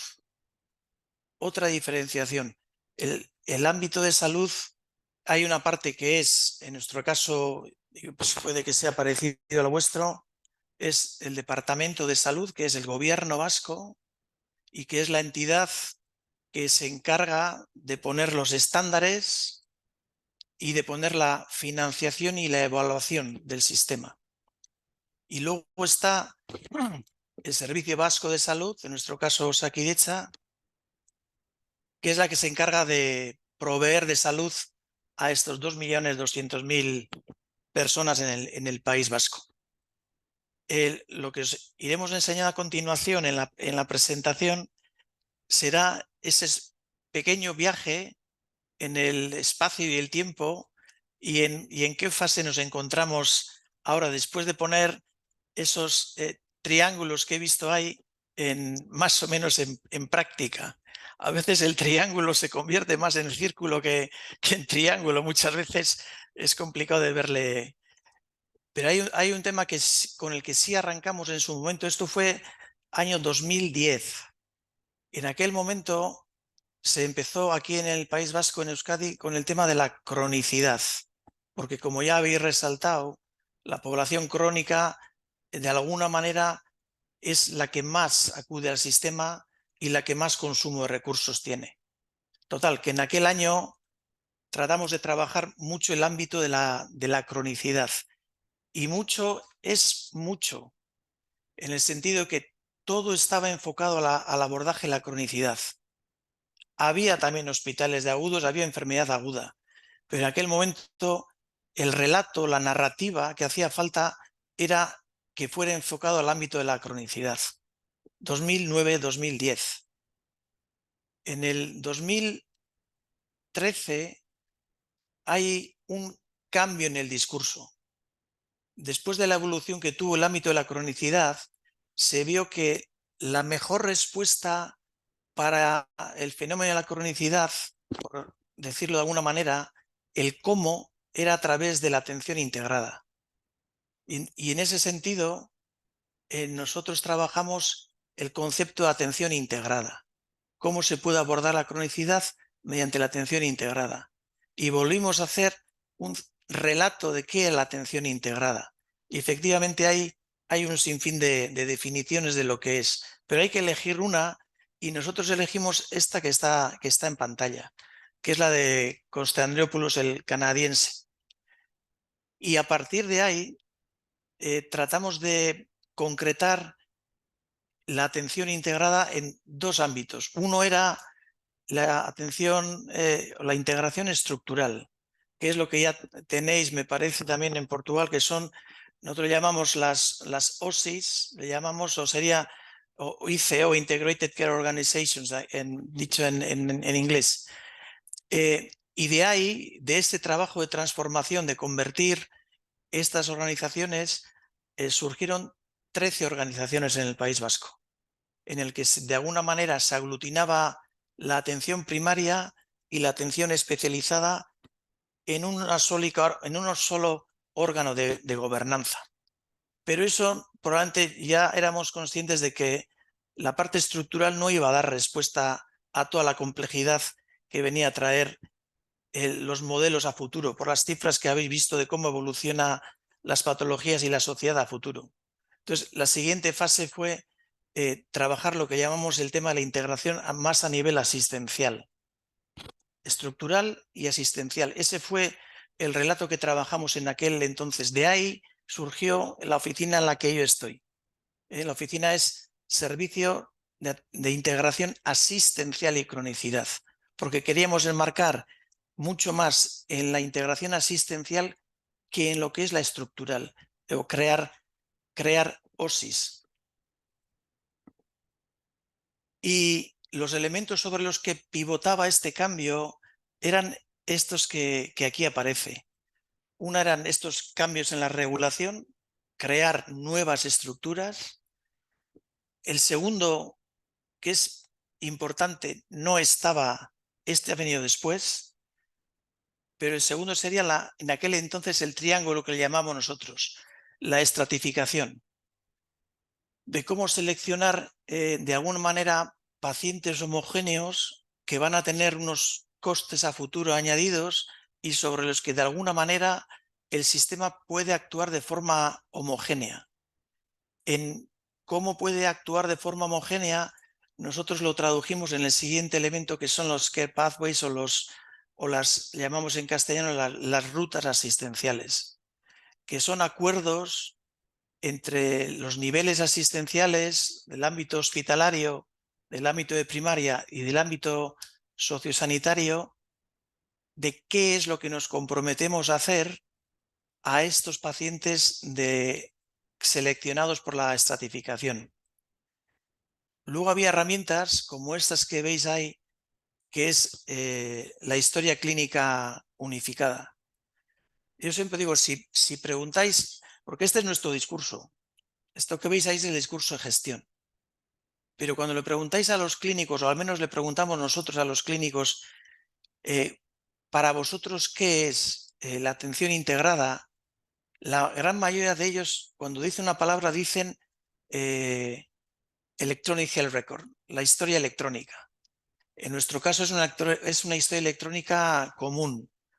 Lo ven tanto desde el hospital, comparten tanto el hospital como la primaria, todos los datos, medicina y enfermería. Para ellos, en gran medida, este es el elemento clave de la integración. Luego hay otros elementos también, como los ICTs, las consultas no cara a cara. Otro elemento clave que hicimos aquí fue incluir nuevos roles de enfermería. Este fue un elemento trascendental en la evolución de nuestro sistema. Se abrieron las puertas a trabajar con el ámbito sociosanitario porque eran dos departamentos del gobierno distintos. Uno era salud y otro era el ámbito social. Lo que hicimos fue trabajar conjuntamente a través de direcciones o equipos de trabajo común. El otro elemento era salir a la calle y trabajar con los ayuntamientos, trabajar lo que llamamos en los barrios, y en ese sentido se han incorporado nuevos profesionales al ámbito comunitario. Y un elemento que siempre sale es la educación sanitaria o el empoderamiento.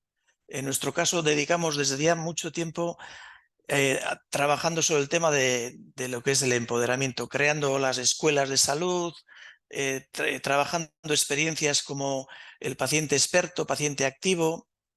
Y otro elemento que también trataba de movilizar todo este cambio que le llamamos transformación es el dinero.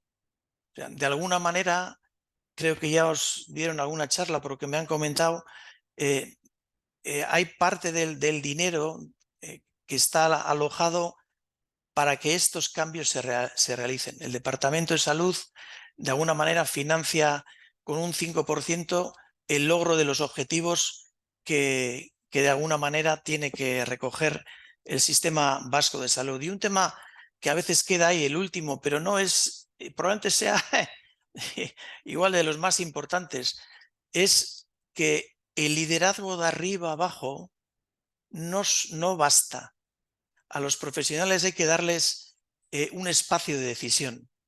En nuestro caso, en aquel entonces dedicamos parte de los fondos destinados a profesionales que querían trabajar en todos aquellos proyectos que tuviesen que ver con el ámbito de integración asistencial a la cronicidad. O sea, había un dinero del departamento que iba destinado a estos profesionales para que ellos innovaran o innovasen aquello que consideran oportuno sobre este tema. Todas estas son necesarias. No es hacer una y no el resto. En nuestro devenir, todas estas han sido importantes a la hora de ir avanzando en este tiempo. Y esta es clave. En nuestro caso, llevamos ya desde el 2000, creo que 9-10, haciendo el triangulito que le llamamos nosotros, ¿no? Seleccionando esos pacientes de los niveles de gravedad por intensidad de recursos, con los que están en la parte alta del sistema, a los que de alguna manera son sanos. Y nos hemos enfocado a trabajar en los de más arriba, en los pacientes más complejos.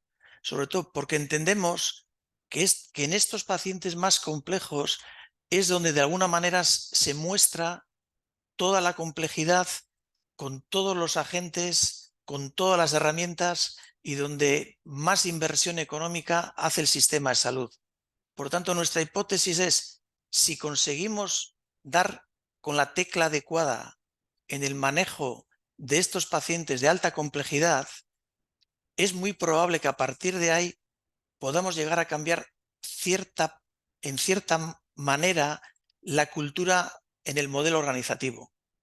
Si aquí lo hacemos bien, es probable que en las otras niveles de la estratificación, en lo que son enfermedades como la insuficiencia cardíaca o la EPOC o COPD, si conseguimos aquí mostrar resultados, es muy probable que los y las clínicos nos sigan, porque no todo el mundo se cree esta, por llamarla así, historia.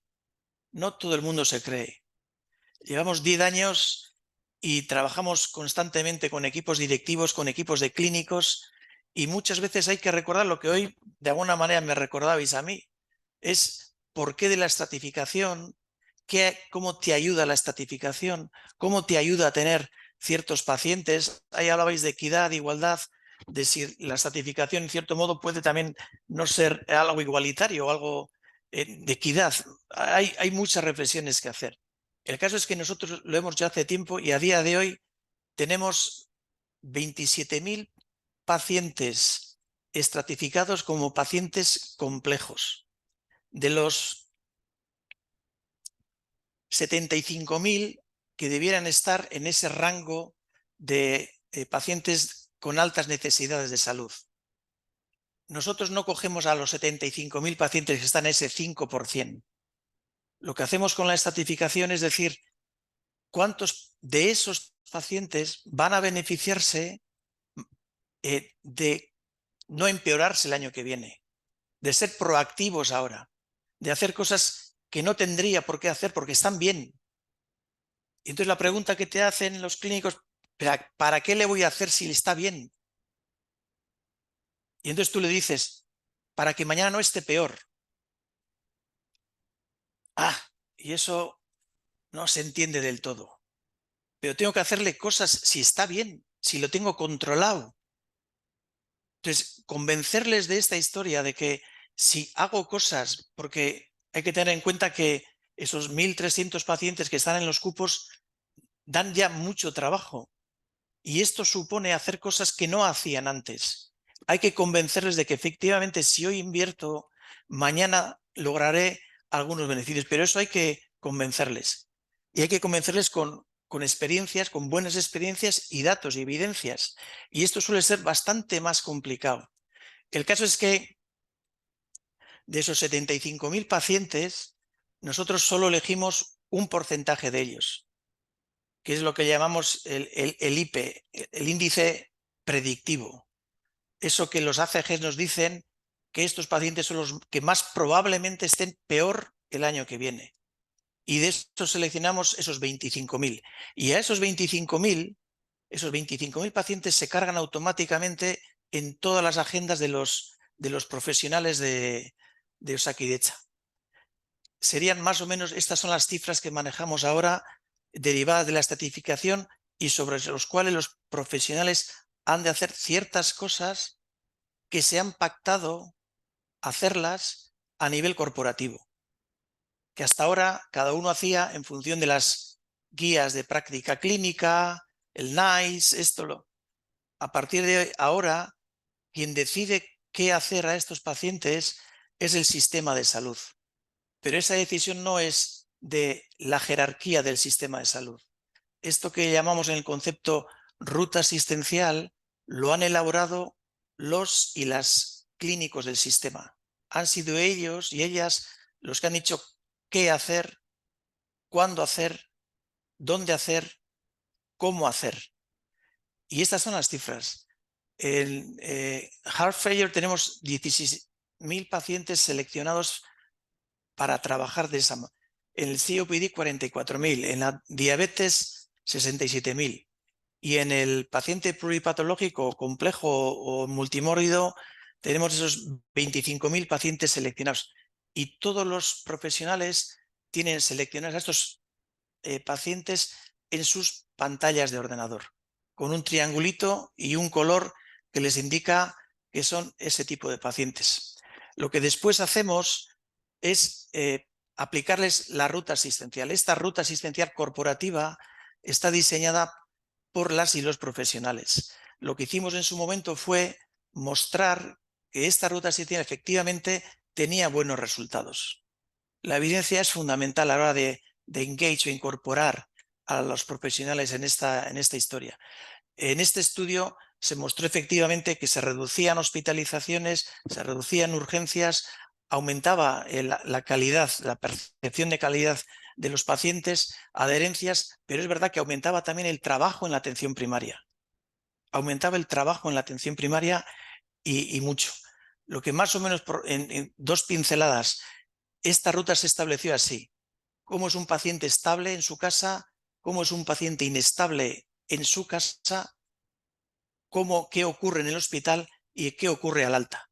Por decirlo de alguna manera, el documento que dentro dice qué hay que hacer, quién tiene que hacer, más o menos estos son los algoritmos que tenía el documento que luego se extiende y demás. Lo que sí hicimos luego para que los profesionales, esto que veis en este algoritmo no fuese tan complejo, lo que sí le hicimos fue crear un gestor integral de programas, que lo que viene a ser básicamente es que en su pantalla de ordenador les aparece todos los pacientes, a cada médico o a cada médica, sobre los que tiene que hacer y les indica qué cosas tiene que hacerle. Esto es lo que la ruta indica, pero como la ruta no se lo leen, lo que les hemos puesto ha sido dentro del ordenador lo que tienen que hacer, quién tiene que hacer y cuándo tiene que hacer. Y de esta manera esta guía les salta en las pantallas diciendo, te falta por hacerle esto, tienes que hacerle esto, tienes que hacerle lo otro. O sea, el propio sistema les recuerda el compromiso que tiene con esos pacientes. Y ya, por terminar, algunos ejemplos. Hemos dado una vuelta a todo esto en las visitas que vamos haciendo con todas las organizaciones y todos los clínicos. Hemos planteado otro enfoque. Esto que estaba contando estaba costando hacer. Con lo cual, redefinimos nuevamente el enfoque. Y dijimos, vamos a ir a algo más sencillo, sin olvidar lo anterior. Vamos a ir a algo más sencillo. Y lo que vinimos a trabajar fueron estos 2 conceptos que aquí aparecen como la revisión conjunta y el PIA. Y sobre estos queríamos pivotar para reducir los ingresos, reingresos a 30 días. La revisión conjunta quiere decir algo así como: todos los pacientes que tengo en mi cupo, que cada profesional puede tener desde 1 a 30 pacientes pluripatológicos, todos ellos han tenido que tener revisada su situación, revisada conjuntamente, en el mismo día y a la misma hora. La parte médica y de enfermería se tienen que reunir, evaluar a ese paciente pluripatológico con toda la información que tienen el mismo día, y tienen que plantear un PIA, que es un plan individualizado de atención para con ese paciente y familia. Y después de eso, nosotros ya hacíamos una elucubrada, un salto al vacío, y veníamos a decir: si hacemos todo esto bien, si utilizamos todas las herramientas bien, si utilizamos el empoderamiento y la educación bien, si trabajamos bien los dos niveles asistenciales, hospital y primaria, es muy probable que esto pueda impactar en resultados en salud, resultados duros. Uno de ellos es reingreso. No tanto como para bajar, porque son pacientes que van empeorando, pero sí que la curva de ascenso pueda mantenerse o reducirse o mantenerse a un cierto nivel. Ahí, en entremedio, hay una caja oscura donde pueden ocurrir muchas cosas. Lo que sí hemos visto que este año 23, que hemos empezado a trabajar de esta manera, y fijaros que debía ser fácil hacer una revisión conjunta de pacientes que llevan el mayor tiempo en tu consulta, y tenerles bien controlados, porque si haces un plan individualizado, de alguna manera ordenas lo que vas a hacer a ese paciente, qué va a hacer la enfermería, qué va a hacer la parte médica, etcétera. Bueno, los resultados son estos: que al final de año solo el 40% de esos 25.000 pacientes habían sido revisados conjuntamente, y solo el 60% de ellos tenían un plan individualizado de atención. Digo solo porque a día de hoy, con 10 años de trayectoria, probablemente tendrían que haber sido bastante más. Pero estos conceptos, que detrás de ello tienen cierto nivel de cambio cultural, no son fáciles de hacer. Lo que sí vimos fue que hay que meter en toda esta película, hay que meter factores de contexto. La COVID fue un factor de contexto importante. En nuestro caso, la falta de médicos de atención primaria es un factor de contexto importante que lógicamente no beneficia, y la alta tasa de jubilaciones también es un factor de contexto que no ayuda nada a esto, ¿no? Pero lo que sí vimos fue que en varios años, trabajando desde una tasa de reingresos del 13, subió yendo hacia el COVID, y empezamos a bajar en esa curva. O sea, algo de alguna manera se puede estar ocurriendo. No sabemos todavía exactamente el qué. Lo que sí hicimos y solemos seguir haciendo todavía es evaluar otros elementos, como en este caso con la herramienta de Amur, qué nivel de colaboración perciben los profesionales que está ocurriendo entre el ámbito primaria y el ámbito hospital. ¿Cómo se perciben ellos? Es una herramienta canadiense que está validada con sus fiabilidades, y las cifras que nos dan en estos pacientes, solo con pacientes pluri, son las que aquí aparecen. Son 10 ítems que no da tiempo de entrar ahora. ¿Cuál es mi impresión? Es que, siendo el grupo de pacientes y el grupo de profesionales que más cohesionados están, las cifras que marca esta herramienta son, para mí, bajas. Son bajas, hay mucho trabajo que hacer. Y como veis, en esta parte de aquí, lo que sí insisten de alguna manera es que los espacios de encuentro debieran ser probablemente más para trabajar objetivos y demás. Lo que también nos decían ellos, esta era la parte cualitativa de la encuesta, sobre qué había que trabajar más. Según ellos, qué les faltaba para que esa colaboración fuera percibida como óptima o buena. Y entonces veis aquí algunas de las cuestiones. Lo tradujimos en 5 puntos nada más, escribieron bastante más, pero básicamente era tener reuniones, tener espacios de encuentros, trabajar mucho el ámbito, no tanto multidisciplinar, porque muchas cosas se hacen, muchos hacen muchas cosas, pero es distinto hacerlas en conjunción, en consenso, y es donde el concepto interdisciplinar coge probablemente su valor. Y utilizamos también otra herramienta, que es el IESPAC. Aquí lo que tratamos de medir sería cuál es la percepción que tiene el paciente de la experiencia que ha tenido en el sistema. Y también medimos a nivel de pacientes su percepción. Y luego, ya para terminar, no la voy a contar, es muy larga, es desde el comienzo aquí abajo que veis los circulitos, cómo arrancamos en este camino, la cantidad de elementos que han ido ocurriendo, hitos que han ido tratando de ajustar todo este camino. Hay que estar constantemente haciendo ajustes. No hay una verdad que tú puedas contar el año 2023 que vaya a ser verdad el año 2028. Constantemente hay que estar ajustando. Y una de las labores que tiene este servicio es casi de oídas, de oír, de escuchar mucho, hablar mucho con los profesionales y hacer un sinfín de encuentros, reuniones, rediseños de las rutas. Y en uno de esos elementos de rediseño surgió en el ámbito de la integración que la atención primaria no estaba bien representada. Por eso que os he contado aquí al principio que no estaba en el segundo lugar en la nueva estrategia de atención primaria. Pero sí aprendimos que en el ámbito de la integración, al crear una organización sanitaria integrada, el riesgo que se podía correr es que la primaria se sintiera un artista invitado, no un artista principal. Nuestra máxima cuando arrancamos esto fue más casa, más domicilio, más primaria, menos hospital. Este era nuestro lema, nuestro moto, por decirlo de alguna manera, era este. Pero en el camino probablemente vimos que no lo estábamos haciendo bien. Y el año 2019 trabajamos una estrategia de atención primaria. Y el año 2021-20 se creó una subdirección de atención primaria por darle un realce y un protagonismo al ámbito de la atención primaria. Que ese ha sido uno de los grandes aprendizajes que hemos tenido en este camino. Está aquí arriba. Ahora andamos con otras historias que aparecen aquí que no vienen al caso, que es el valor, el paciente en el centro y la eficiencia y demás. Es lo que vamos a iniciar a partir de este año con algunas de las patologías. Y por resumir ya, sobre qué queremos pivotar, sobre qué queremos seguir trabajando. Porque esto es un trabajo que empieza, pero no acaba, me temo yo. Hay que poner ilusión cada día que te levantas. Yo aquí lo traduzco, lo sintetizo con el more, con más. Hay que trabajar más con, no para, sino con familias y pacientes. Hay que buscar la manera de trabajar más con ellos. Esto de la interdisciplinaridad es una palabra muy bonita que nadie la va a negar, pero es muy complicada hacerla. Muy complicada.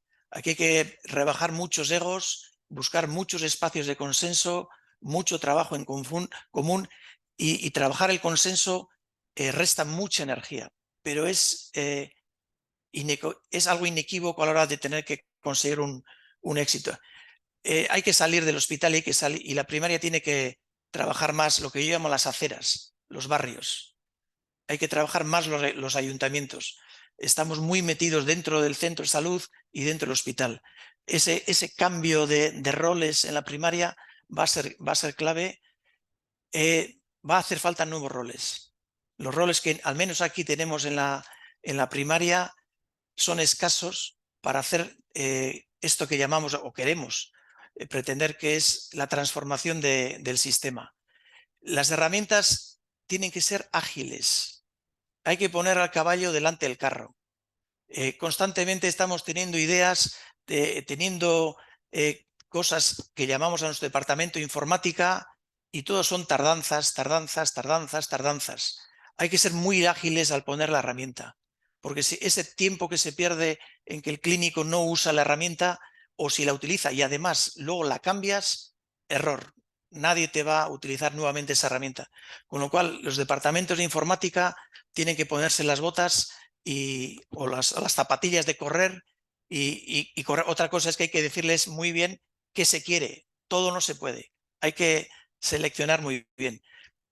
Lo que aquí hacíais de alguna manera, que en su momento hicimos mucho training, mucho de información y mucho de empoderar también a profesionales. Esto no es un gasto, es una inversión total. Crear espacios de encuentro. Nosotros anualmente generamos espacios de encuentro con estos profesionales. Hay que mantener el aliento en la nuca. El momento en que pierden el aliento se vuelven a la inercia cotidiana, al día a día. Y aquí le tienes que mantener por otro track, por otro camino, hasta que de alguna manera se olviden del anterior. Y eso supone estar constantemente recordando estas cosas y dándoles facilidades. El empoderamiento de la ciudadanía, familias y demás, pues es fundamental. Si un directivo me decía, la parte sanitaria la hacemos muy bien, pero si los pacientes de alguna manera no se sienten responsables o no les facilitamos a que sean responsables de su salud, la guerra está perdida. El sistema de salud no es cuestión de poner, esto es como llamo yo en el fútbol, no por poner más delanteros metes más goles. No por poner más y más clínicos vas a ganar el partido. Hay otros elementos que también juegan en esta partida. Y en ese sentido, pacientes, familias, ciudadanía son elementos que hay que atraer al sistema, no alejarles, que muchas veces somos expertos en no entres a la habitación que estoy haciendo las camas y tal. Y otras formas de medir, un poquito más innovadores, más creativos, otras formas, existen otras formas y hay que también dar pequeños saltos. Total, que por resumirlo, ingredientes hay, pero hay que hacer de todos un pouco máis. Moito obrigado e perdón a extensión.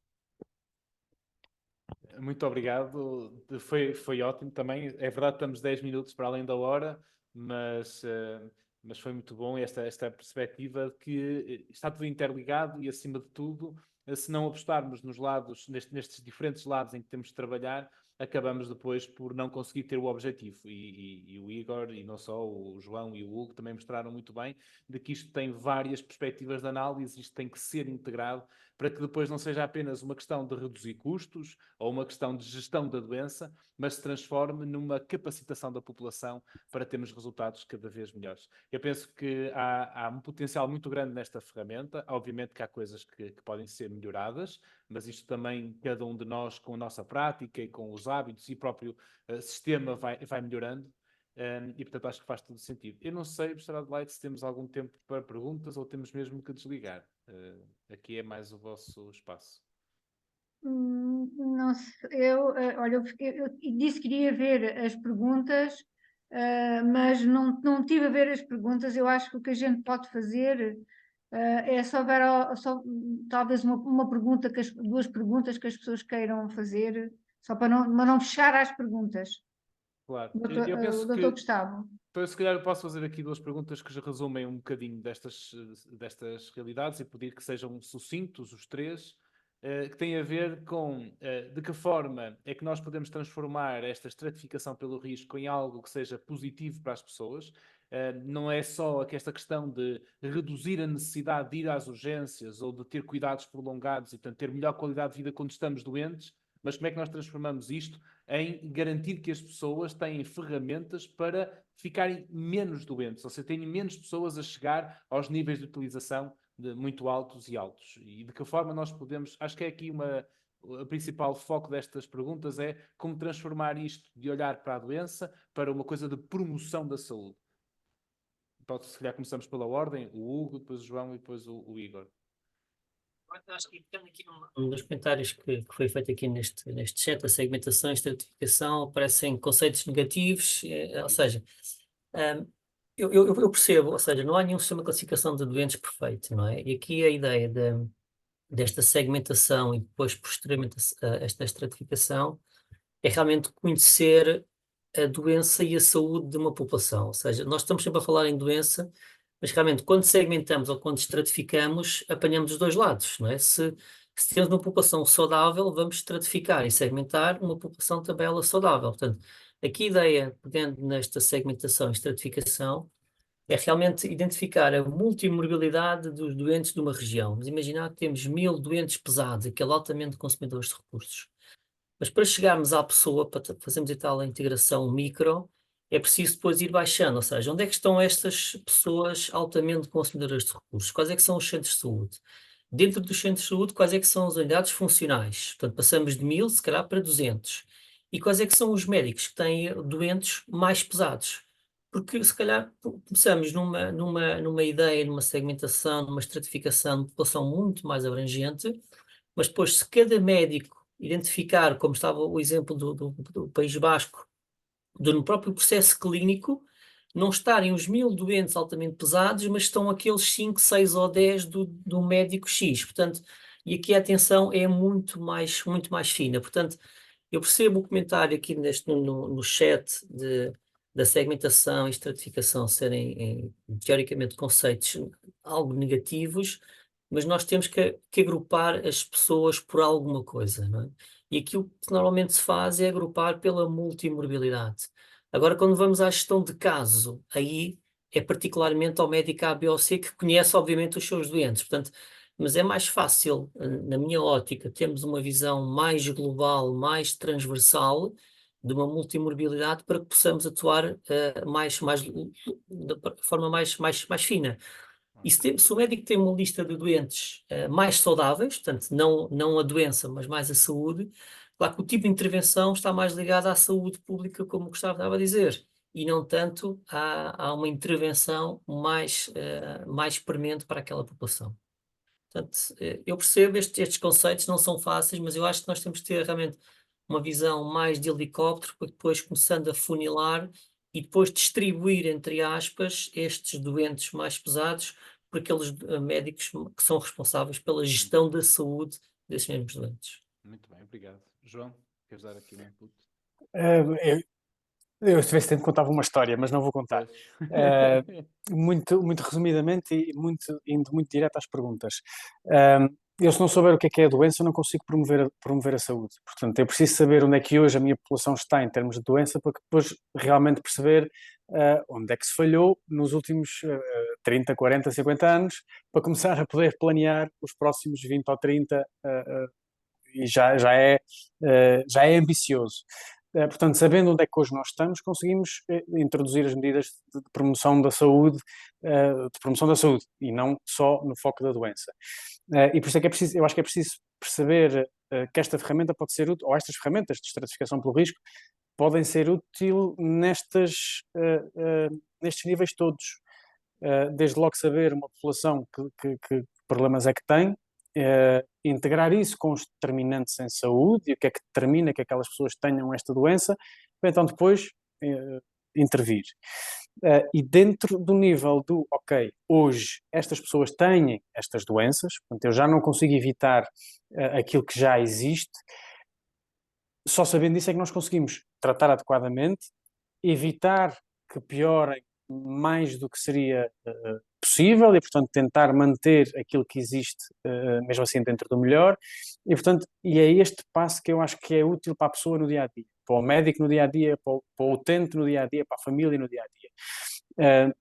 Se nós conseguimos precocemente identificar pessoas e perceber que aquilo que estamos a oferecer às pessoas não é adequado, seja pela via de que a pessoa acaba por estar internada mais vezes, que não é o ideal, portanto interessa que isto seja preventivo e não reativo, mas se eu conseguir perceber que aquela pessoa está num risco de ser internada com mais probabilidade do que outra, eu provavelmente vou ter uma ação diferente para com esta pessoa, vou-me organizar de forma diferente, vou exigir que os serviços se organizem de uma forma diferente, e portanto é esta soma destes benefícios que as pessoas vão sentir. Aliás, no caso de uma doença, de uma pessoa com muita patologia nestes índices mais elevados, a partir do momento em que se percebe que isto é um problema e que se decide que vai haver gestão de caso e que aquela pessoa, como na ULS no Litoral Alentejano e a doutora Adelaide sabe bem, a partir do momento em que aquela pessoa tem um gestor de caso, a sua percepção de acompanhamento, a sua percepção de, ok, há alguém que cuida de mim, há alguém que sabe do meu problema, só esta sensação de acompanhamento já é um ganho gigantesco, mesmo que não se consiga alterar o percurso da pessoa porque há um determinante social, porque a pessoa tem um problema muito complexo, muito sério, muito imutável, que é raro o caso, raramente é essa a situação, já é um ganho. E, portanto, e depois ainda se consegue fazer efetivamente evitar que a pessoa seja internada, etc, etc. Portanto, são estes ganhos da perspectiva mais de saúde pública até à individual, acho eu. Obrigado, João. Igor, queres ayudarnos? No, sobre el ámbito de salud pública, desde la parte nuestra, hay probablemente muchas cosas que se pueden ir haciendo, pero desde la parte de Osakidetza, del Servicio Vasco de Salud, hemos visto que con 2 manos se puede hacer lo que 2 manos dan.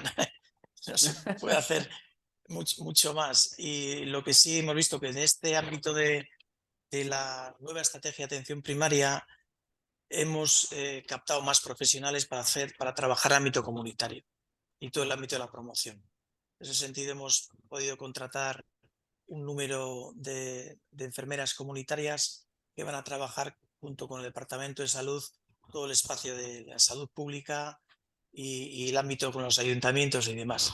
Esa ha sido una apuesta de incluir nuevas competencias y nuevos recursos dentro del sistema. Hasta ahora intentábamos, pero hacía falta efectivamente también un recurso humano para poder movilizar todo ese ámbito, y ahora lo hemos conseguido. Hemos terminado hace poquito un plan estratégico para el abordaje en la comunidad y es el que vamos a desplegar en los próximos años.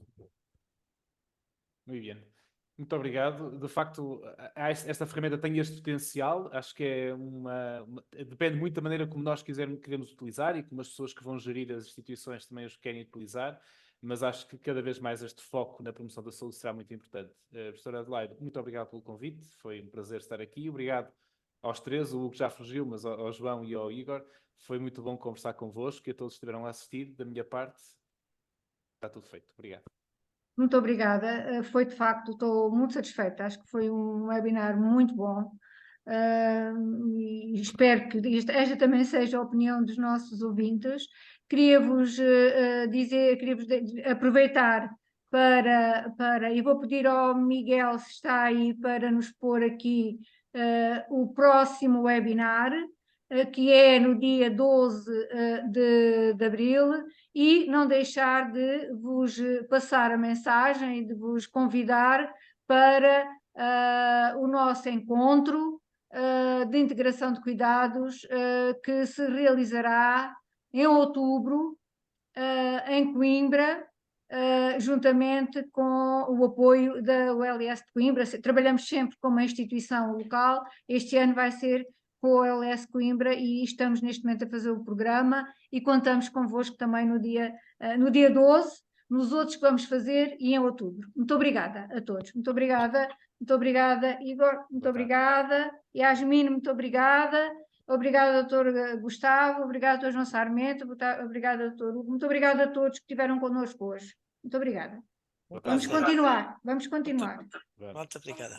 Obrigado pelo convite. O Hugo agradece, diz que caiu a net, por isso não consegue voltar. Obrigada, sim. Adeus. Com licença.